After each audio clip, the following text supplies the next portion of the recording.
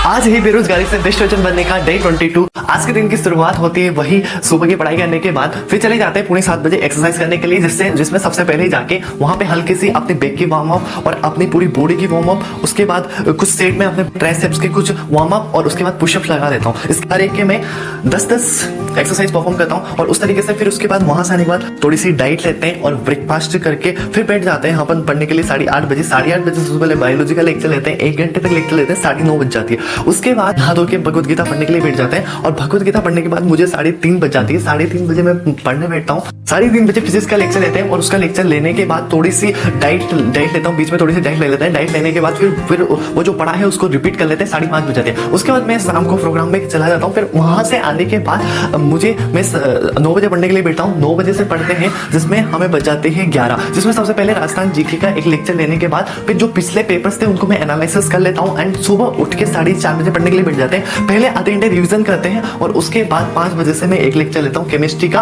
और उसको रिपीट कर लेते हैं। इस तरीके से आज का शेड्यूल यहीं पे कंप्लीट होता है। भगवान श्री कृष्ण कहते हैं कि जो इंसान संतुष्ट रहित होकर के बिना ईर्ष्या, बिना द्वेष, अशुद्धि, सबसे परे होकर के केवल अपने कर्म पे ध्यान देता है और वही इंसान कर्म से छुटकारा पा सकता है और वही परमात्मा को प्राप्त कर सकता है। 6 घंटे की पढ़ाई के साथ 2 लीटर पानी पीने के साथ आज का शेड्यूल यहीं पे कंप्लीट होता है।